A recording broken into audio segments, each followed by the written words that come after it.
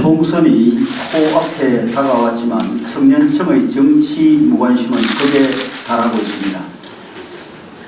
대한민국에서 가장 유명한 입시 비리의 장본인이 만든 비례정당을 지켜보기가 괴롭다는 이유 때문인 것으로 보입니다. 조국 혁신당은 존재 자체가 청년들에게 상처가 되는 정당입니다. 청년들은 입시 비리도 문제지만 반성을 안 하는 뻔뻔한 태도가 더 싫다고 말하고 있습니다. 비리 당사자가 정의로운 듯 심판자 행세를 하는 걸 보면 나라가 이상하게 돌아가는 것 같다고 얘기합니다.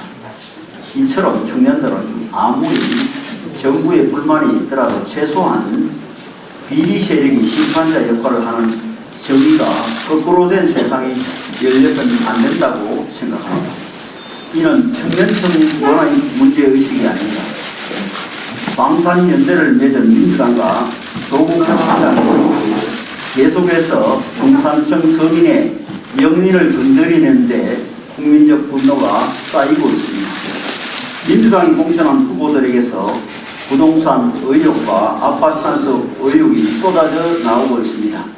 조국 혁신당에서는 비례대표 1번 후보의 남편이 초고액 수입료 정관예우 의혹이 불거졌습니다. 모든 국민의 상식을 짓밟는 일들입니다. 탱자나무에서 귤이 나올 수 없듯이 비리 연루 세력에게서는 결코 국민을 위한 정치가 나올 수 없다는 분명한 정표들입니다. 벌써 이런데 이재명 대표와 조국 대표의 2조 연대가 만에 하나야 의회 권력을 잡았을 때를 상상하면 한숨부터 나오지 않을 수 없습니다. 비리에 연루된 자들이 내세우는 정권 심판론은 결코 국민을 대변하는 주장이 아닙니다. 단지 방탄용 배지를 달기 위한 정치공학적 수단일 뿐입니다. 이들이 권력을 잡으면 민생개혁, 정치개혁은 아랑곳 없이 사법 질서를 어지럽히고 정부를 발목 잡는 데 몰두할 것입니다. 부동산 의혹, 정관예우 의혹, 아빠 찬석 의혹은 국민의 명리를 직격하는 심각한 문제입니다. 그런데도 저들은 편법 대출의 피해자가 있냐고 되묻고 정관예우라면 160억을 벌 수 있다고 큰소리칩니다. 이런 세력이 다른 누구를 심판하겠다는 것은 말이 되지 않습니다. 비리 연루자들이 심판자의 완장을 차고 법 질서를 유린하는 일만큼은 막아야 합니다. 정치가 퇴행하고 미래 세대가 희망을 잃는 일만큼은 막아야 합니다. 2조 심판은 불공정에 대항하는 청년들, 상식을 지키려는 다수의 국민들을 위한 보수원입니다. 잘못을 저지르고도 심판자를 자처하는 가짜 심판자들을 심판해 나라를 바로 세워주시길 부탁드립니다. 조국 혁신당 비례대표 1번 박헌정 후보에 대한 논란이 날이 갈수록 커지고 있습니다. 남편인 이종문 변호사는 검사 재직 시절 MBI 다단계 사기 사건을 부실 수사했다는 의혹이 피해자들로부터 제기되었습니다. 수사 책임자로서 최상위 모집책의 외화 밀반출과 재산 부계 도피, 범죄 수익 은닉 등을 인지하고도 조사와 기소를 하지 않았다고 주장하고 있는 것입니다. 배우자만이 아니라 박헌정 후보 본인도 논란의 중심에 섰습니다. 2022년 7월부터 검사 해임 전까지 1년 9개월 동안 병가, 연가, 휴직 등으로 출근하지 않고서 억대 연봉을 수령했다고 알려졌습니다. 정말로 출근이 불가능할 정도로 아팠다면 지금은 어떻게 공직을 수행하려는 것이 해명이 필요하고 아프지 않았다면 흔히 말하는 월급 루팡으로 국민의 세금을 도둑질한 것입니다. 조국 혁신당에는 이제 조국의 강에 이어 박헌정의 강이 흐를 기세입니다. 박헌정 후보 부부는 지난 정부부터 친문 정치검사 노릇을 했을 때부터 현재의 여러 논란에 이르기까지 국민의 눈높이에 부합하는 모습을 찾기 어렵습니다. 특히 22억 수입료는 어떤 변경을 해도 납득할 수 없는 액수입니다. 이 부부를 감사는 조국 대표 본인이 작년에 정관예우가 아니라 정관범죄, 정관비리라고 불러야 한다고 말한 바 있습니다. 아무리 조만대장경이라는 말이 나올 정도로 조국 대표의 내력, 다시 하겠습니다. 아무리 조만대장경이라는 말이 나올 정도라 해도 조국 대표의 내로남불은 매번 들을 때마다 충격적입니다. 비례대표 선순위 후보들은 그 당의 정체성을 상징합니다. 박원중 후보가 비례대표 1번이라는 것은 조국 혁신당이 국민의 상식과는 거리가 먼 정당임을 보여주고 있습니다. 박원중 후보는 국회의원이 되려 하기 전에 스스로의 행적을 돌아보고 자진 사퇴해야 할 것입니다. 조국 대표 역시 박원중 후보를 끝까지 감싸겠다면 앞으로 감히 국민의 뜻을 입에 올리지 말아야 할 것입니다. 더불어민주당 양문석 후보의 불법 대출 의혹에는 우리 국민들께서 결코 참을 수 없어 하는 두 가지가 있습니다. 부동산 투기와 이를 덮기 위한 거짓말이 그것입니다. 양문석 후보가 서울 강남 아파트를 매입한 2020년 11월은 15억 원 초과주택의 주택 구입용 주택담보대출이 금지된 시기였습니다. 그런데도 양문석 후보는 대구 업체에서 돈을 빌려가면서까지 무리하게 아파트를 샀고 그 대금을 갚기 위해 대학생 딸을 사업자로 위장시켜 불법 대출을 받았다는 것이 지금까지 언론에 보도된 내용입니다. 누가 봐도 강남 아파트에 대한 물욕의 빚은 무리한 투기이자 불법 대출이었습니다. 양문석 후보는 이 사실이 알려지기 시작했을 때부터 거짓말로 일관하고 있습니다. 처음에는 대출 금액이 수억 대라 생각하다가 나중에야 11억 원이 넘는다는 사실을 알았다며 마치 내용을 모르는 것처럼 말했습니다. 이 해명이 먹히지 않자 나중에는 새마을금고가 먼저 사업자 대출을 제한해서 편법에 눈을 감았다고 문제를 축소하려 했습니다. 그러나 새마을금고는 그런 제안을 한 적이 없다고 반박했습니다. 오히려 양문석 후보 측이 사업자 위장을 위해 거의의 억대 물품 구입 서류까지 제출한 사실이 추가로 밝혀졌을 뿐입니다. 양문석 후보는 비판이 쏟아지자 피해자가 있냐며 적반하장의 태도를 보였습니다. 양문석 후보 때문에 대출을 받지 못한 사업자들이 피해자이며 이런 기막힌 소리를 들어야 하는 국민들이 피해자입니다. 양문석 후보는 노무현 전 대통령을 불량품이라고 지칭한 바 있는데 국민을 안중에 두지 않는 양문석 후보야말로 국회의원이 될 자격이 없는 불량 후보라 해도 지나치지 않을 것입니다. 민주당도 책임을 피할 수 없습니다. 민주당은 양문석 후보에 대해서 친명이라는 이유로 검증도 제대로 하지 않은 것으로 보입니다. 비명이었던 전해철 의원을 잘라내는데 급급했다고 보입니다. 지금의 양문석 사태는 친명행제, 비명행사 공천의 산물입니다. 양문석 후보만이 아니라 민주당에는 부동산 의혹, 아빠 찬스 의혹, 막말 논란에 휩싸인 후보들이 허다합니다. 얼마나 국민을 우습게 알았으면 이런 공천을 한 것인지 기가 막힐 뿐입니다. 이제 국민들께서 심판해 주실 차례입니다. 불량품을 파는 기업은 시장에서 도태되기 마련입니다. 불량 정치인들을 대거 공천한 민주당도 반드시 심판받아야 할 것입니다. 정권 심판론의 쓰나미 앞에 대한민국의 운명이 백척간두에 선 위기입니다. 저는 22대 총선은 대한민국 운명을 결정할 중대선거라고 말씀드렸습니다. 이재명 민주당에게 국정 주도권을 넘겨주고 후진국의 나락으로 떨어질지 말지를 결정하는 절체절명의 선거라고 말씀드렸습니다. 22대 총선에서 패배한다면 윤 정부는 집권하고 뜻 한번 펼쳐보지 못하고 끝나게 될 것이라는 한 위원장의 중앙선대위 발대식 및 공천자 대회의 연설도 생각납니다. 총선을 불과 9일 남겨둔 현재 상황은 어떻습니까? 범죄 혐의자들과 막말꾼들로 가득 찬 이재명 당이 대한민국 국회를 접수할 기세입니다. 조국 사태로 진보 정권을 몰락시킨 장본인이 만든 조국 혁신당이 약진하는 중입니다. 이해찬 상임선대위원장은 승기는 잡은 게 아닌가 싶다고 호언장담하고 있습니다. 이재명과 조국은 모두 범죄 혐의자의 다름 아닙니다. 이재명 대표는 3개의 재판을 받고 있는 중이며 1개 수사가 진행 중입니다. 민주투사처럼 행세하지만 그의 혐의들은 사실상 자범 수준입니다. 단군 이래 최대 비리인 대장동, 백현동 특혜개발 재판을 받고 있으며 불법 대북 송금과 경기도 법인카드 사적 유용으로 수사받고 있습니다. 조국 대표는 허위 공문서 작성 행사와 자녀 장학금 부정수수로 2심에서 징역 2년 실형과 추징금 600만 원을 선고받은 바 있습니다. 그럼에도 불구하고 정권심판 쓰나미에 올라탄 이재명과 조국이 이구동성으로 탄핵을 시사하며 복수 혈전을 벼르는데도 우리는 속수무책입니다.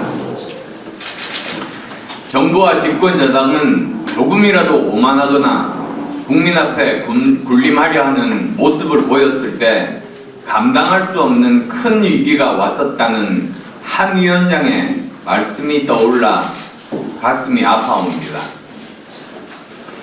그러나 우리는 여기서 포기할 수 없습니다.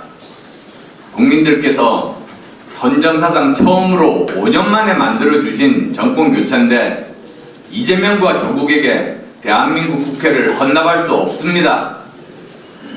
마침 어제 대통령께서 부활절 예배 축하의 인사에서 정부와 함께 더 낮은 자세로 국민 속으로 깊숙이 들어가서 국민의 아주 작은 목소리에도 귀를 기울이겠다고 말씀하셨습니다.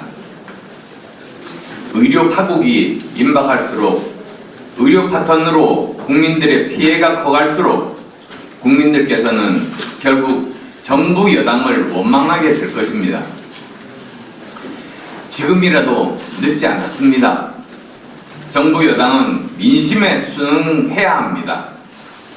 민심이 천심이고 국민이 항상 옳았습니다. 국민들께서 그만하면 되었다고 할 때까지 국민들의 눈높이에서 낮은 자세로 다시 시작합시다. 먼저 저는 20대 의대생 때부터 의료 봉사를 했고 2020년 코로나19 현장에도 목숨 걸고 나섰던 의료인의 한 사람으로서 의료인 여러분께 환자 곁으로의 복귀를 다시 호소드립니다. 그리고 다시 한번 정부에 강력히 건의드립니다. 범사회적 의료개혁 협의체에서 의대 증원안 재논의를 촉구합니다. 의사, 정부, 시민단체, 그리고 외국의 공신력 있는 기관 등이 모여서 합리적이고 과학적인 증언안을 만들어 모두 수용하는 그런 안입니다. 한림원에 따르면 3개월 내에 결론을 내릴 수 있을 거라고 합니다. 또한 지금 의료 대란을 초래한 정부 책임자들의 경질도 불가피하다고 생각합니다. 더 이상 강대강 대치로 국민만 희생자가 되는 파국만은 막아야 합니다. 네. 이번 총선은 지역의 일꾼을 뽑고 국정을 견제와 균형으로 이끌어갈 수 있는 국회를 구성하는 선거입니다. 대통령 선거가 아닙니다. 그런데도 임기가 3년 남은 대통령을 200석을 가지고 탄핵시키겠다라는 그러한 선동에 우리 국민들은 현명하고 단호한 판단을 해주시기 바라겠습니다. 2년 전을 돌아보십시오. 부동산 폭등, 내로남불의 입시 비리와 탐욕스러운 이권의 부패, 그에 대해서 당사자들, 그 집단들, 국민들에게 사과 한마디, 반성 한마디 안 했습니다. 그러고는 법의 심판도 조롱하면서 이제 정권 심판을 내세워서 200석 탄핵 의석을 가지고 국가를 탄핵 국면으로 끌고 가겠다고 합니다. 2년 전 바로 그 국정 실패로 돌아가자는 겁니까? 국민 여러분, 우리 윤석열 정부 부족한 거 많습니다. 세계적으로나 국가의 극단화된 갈등으로 인해서 또 비대한 야당 의석으로 인해서 뜻대로 못하는 것도 많고 또 스스로 겸허하게 반성한 부분도 많이 있습니다. 하지만 임기 2년 만에 치르는 국회의원 선거는 정권을 끝내는 대통령 선거가 아니라 국정의 운영 동력을 중간 보충하는 바로 그런 선거입니다. 일할 만큼의 의석은 주십시오.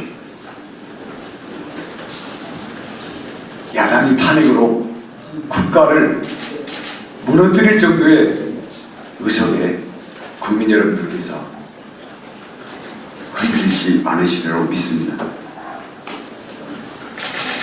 여러분들 가정으로 그저께부터 선거 공보물이 배달되어 있을 겁니다. 보십시오. 야당 모두 윤석열 대통령 욕만 써놓고 있습니다. 국민의힘 후보들 겸허하게 지역의 여러 현안들, 어려운 국적 현안들,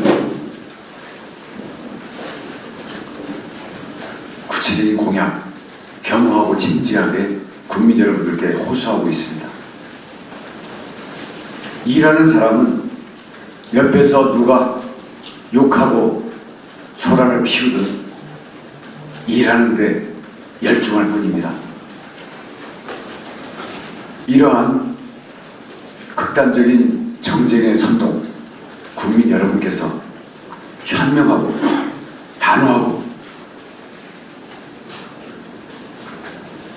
분명한 목소리로 국가의 중심을 반드시 잡아주시기 바라겠습니다. 저는 인천에 출마한 후보로서 서울과 출퇴근하는 경기, 인천 그리고 서울 시민을 포함한 수도권과 수도권 일대의 모든 대중교통 이용자들에게 지속적으로 교통비, 생활비 부담을 줄여주고 대중교통을 활성화함으로써 우리 도시 체계를 정비하고 나아가 세계적인 기후변화 행동에 동참하기 위한 수도권 원패스를 수도권의 모든 후보들이 지금 공통 공약으로 확산시켜가는 중입니다. 여러분께서 힘을 실어주십시오. 국민 여러분께서 투표로 힘을 실어주시면 총선을 계기로 수도권 원패스가 그동안 진척이 못되던 지자체 간의 의견 조율, 중앙정부의 정책적인 우선순위, 국민의 힘에 의해서 해결될 수 있습니다.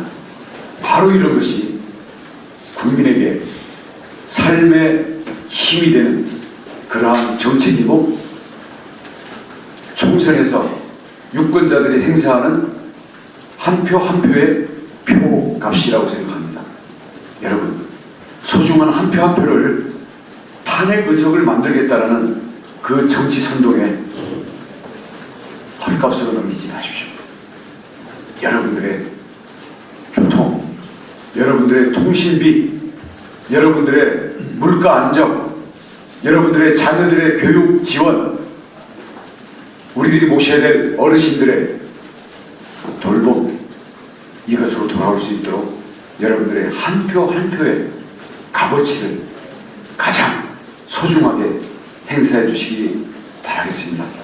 특히 나라를 걱정하시고 앞으로 남은 임기 3년을 위기의식으로 걱정하시는 국민 여러분, 이제 5일 남은 사전투표, 10일 남은 본투표, 한 분도 빠짐없이 여러분 가족과 친구와 여러분 이웃들, 그리고 멀리 있는 여러분들의 친지까지 자신뿐만 아니라 최대한의 투표 동료를 하면서 우리 깨어있는 나라를 걱정하고 우리의 삶을 걱정하고 한 표 한 표의 값어치가 집단적인 선동에 휩쓸리지 않고 깨어있는 주권자가 될 수 있도록 모두 투표에 치열하게 나서주시기 부탁드리겠습니다. 꼭 도와주십시오. 꼭 투표해 주시고 여러분 주변 모두 꼭 투표시켜 주시기 바랍니다. 발언하실 윤주식 네. 예, 2021년 3월 대한민국 모든 국민과 청년을 벼락거지로 만든 LH 사태를 두고 방송에 나와 악재 중에 악재이며 야당 요구를 모든 범위 수용해서 경찰이 수사해야 한다고 발언한 인물이 있습니다. 바로 안산갑에 출마한 민주당 양문석 후보입니다. 그런데 최근 양문석 후보는 자녀 불법 대출 의혹이 터지고 난 뒤에 반응이 그때와는 180도 다르게 말을 합니다. 우리 가족의 대출로 사기를 당한 피해자가 있느냐? 또 뻔뻔하게 답했습니다. 3년이라는 시간 만에 부동산 비리라는 같은 사안을 두고 같은 사람이 맞나 싶습니다. 그야말로 내로남불입니다. 부동산에 대한 민주당 인사들의 집착과 잘못된 행동은 한두 가지가 아닙니다. 우선 부동산 통계 조작 문제로 지금 수사를 받고 있습니다. 그리고 시장에 반하는 부동산 정책을 무려 28번이나 발표를 했습니다. 그 중에 하나가 바로 15 이상의 아파트, 특정 지역의 아파트는 대출을 받을 수 없게 하는 것입니다. 그걸 피해가려고 여러 가지 행위를 해놓고 이제 와서 몰랐다 이렇게 얘기를 하고 있습니다. 그걸 어떻게 모를 수가 있겠습니까? 양문석 후보같이 어떤 불법을 동원해서라도 사익만 취하면 된다는 그런 인물이 국회의원이 된다면 대한민국 경제는 거꾸로 갈 것입니다. 이뿐만이 아닙니다. 조국 혁신당의 비례대표 1번 박은정 후보는 전관예우를 받으면 160억은 받아야지 22억이 전관예우냐, 22억은 아무것도 아닌 듯이 말을 했습니다.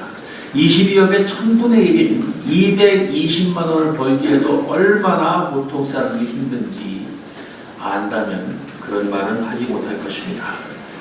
이외에 너무나 많은 그야말로 비리 의혹들을 가진 사람들이 지금 민주당과 조국 혁신당에 너무나 많습니다. 이들 철면피 연합 이를 반드시 국민 여러분들께서 심판해 주시기 바랍니다. 모두 투표장에 나오셔서 이 국민에게 힘을 실어주시고 그래서 이런 일이 다시는 발붙이지 못하도록 도와주시기를 간절히 호소하겠습니다. 먼저 저도 양문석 후보에 대해서 짧게 말씀드리겠습니다. 제가 의아한 점, 다른 부분들은 우리 대표님 포함해서 많은 말씀드렸으니까 몇 가지 의문점을 첨부해 보겠습니다. 양문석 후보 보면 2019년, 2020년, 2022년 출마한 바 있습니다. 문제가 되고 있는 부동산을 2020년도에 취득하였으므로 적어도 2022년 경남도지사 선거 때는 해당 내용이 고시 또는 공시되어졌어야 할 겁니다. 제가 본 바로는 저도 찾아봤습니다. 혹시 있을지 모르겠는데 당시 딸로부터 딸이 대출받은 사실이 누락되어져 있습니다. 아마 맞을 겁니다. 제가 한번 기자 여러분들도 한번 확인해 보십시오. 이게 어찌된 일인지 좀 궁금하고요. 또 하나 현재 양문석 후보의 납세 실적을 보시게 되면 2020년, 21년, 22년 대략 2021년에 소득세 납부액이 1억 원에 달한다고 되어져 있습니다. 뭐 그 금액의 적정성은 이 자리에서 얘기하지 않되 왜 그러면 2022년 경남도지사 선거 때는 과거 5년 총계 5년 총합 소득세 납부액이 3,800만 원으로 나오거든요. 여러분 이상하죠? 지금 이번에 출마했을 때는 2021년만 1억에 달하고 2020년 3,800, 2019년 약 2천만 원에 육박합니다. 서로 맞지 않습니다.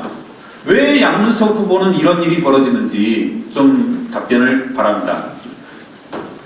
그리고 제가 이 자리를 빌어서 그동안 기자분들께 그리고 국민 여러분께 실언을 했다는 것을 인정합니다. 제가 어떤 말씀을 드렸냐면 상속세, 증여세, 절세를 위해서 책 찾아보지 말고 전문가들 찾아가지 말라고 했는데 제가 그 부분은 실수를 했습니다. 여러분들 개가제 붕어들은 이병진 후보, 이상식 후보, 공영훈, 양분남 이런 후보들이 하는 방법 하면 안 됩니다.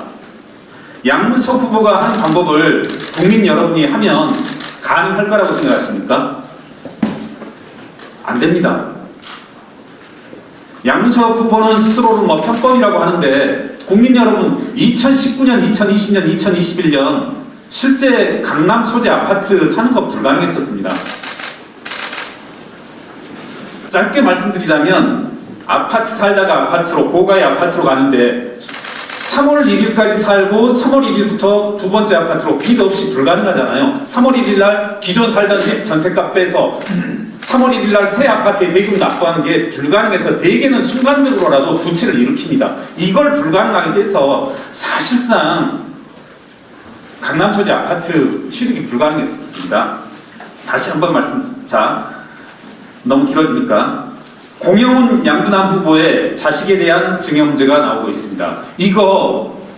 이 말씀을 들으신 국민 여러분들도 가능하리라고 생각하십니까? 안 됩니다. 공영훈 양분남 후보가 한 방법을 여러 국민들도 똑같이 해보십시오. 이거 증여세 추가 납부하셔야 됩니다. 탄탄하게 판례가 축적되어져 있습니다. 공영훈 후보의 경우 적법하게 증여세를 냈다고 하는데요.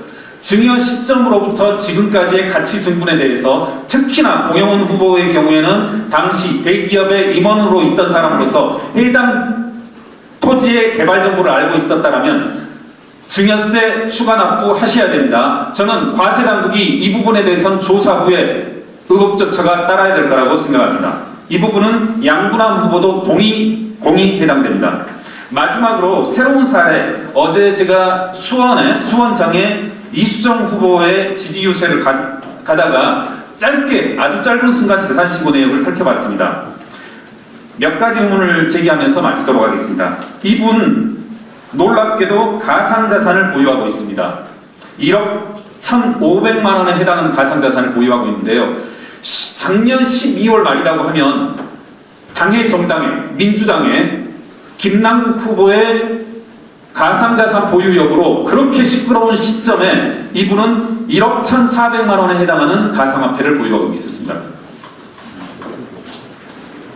이게 김준혁 후보입니다. 수원정의 김준혁 후보인데 이게 공직자로서 가능한 자세이자 태도일까요? 암호화폐 보유로 인해서 정말 전국이 시끄러울 때 그 순간에 1억 1,500만 원에 해당하는 암호화폐를 보유하고 있었다는 거. 이분 지금 김준혁 후보 귀에 익지 않지는 않으실 겁니다. 아주 망언을 일삼는 부분인데 또 하나 이분 재산 내역 아주 짧게 보겠습니다. 논을 4필지를 가지고 있습니다. 논 소재지가 어디냐면 천안, 여주, 강릉입니다. 여러분 이 논을 가지고 있다, 밭을 가지고 있다 할 때 가장 중요한 포인트가 뭐냐면 자경, 스스로 농사를 짓냐 안 짓냐 하는 여부거든요. 자, 한번 말씀드려볼게요. 이분 정치인의 범주로 들 수 있습니다. 김준혁 씨. 이분이 천안, 여주, 강릉 이곳에 토지를 경작할 수 있을까요? 농지법 위반입니다. 제 시각으로는 우선 형식적으로 1,000제곱미터 이상 보유할 수가 없거든요. 세대를 전부 다 합해서 근데 지금 자 상속지분 제가 빼드릴게요. 화끈하게 빼드릴게요. 그거 빼고서도 지금 3,000제곱미터가 넘습니다. 일단 형식적으로 농지법 위반하는데 농지법에 단서가 있더라고요. 작용하면 된다. 아마도 김준혁 후보 이와 같은 형식적 조건을 갖췄을 것으로 보여요. 어떻게? 내가 김준혁 후보 스스로가 천안, 여주, 강릉에 있는 토지들을 직접 경작했다는 식으로 어떤 식으로든 서류를 작성했을 겁니다. 양무석이 딸의 이름을 빌어서 실제 사업을 경영했다고 하는 것처럼 김준혁 후보도 천안, 여주, 강릉의 땅을 직접 경작했다고 서류를 작성했을 것으로 봅니다. 이게 바로 민주당의 모습이고 86세대의 모습입니다. 개, 가재, 붕어 일반 국민들로서는 진입할 수 없는 교육의 장벽, 입시의 장벽을 만들어 놓고 일반 국민들은 아파트, 부동산 취득하지 못하게 만들어 놓고 김남국의 표현을 빌리자면 북한식으로 본인들은 장애물 아래에서 땅굴을 파고 인맥을 이용하여서 재산을 취득하고 입시의 빈틈을 노려서 의전원과 법전원을 보냈습니다. 이게 86세대의 모습입니다. 여러분, 국민 여러분 제대로 판단하셔서 4월 10일 투표해 주십시오. 감사합니다.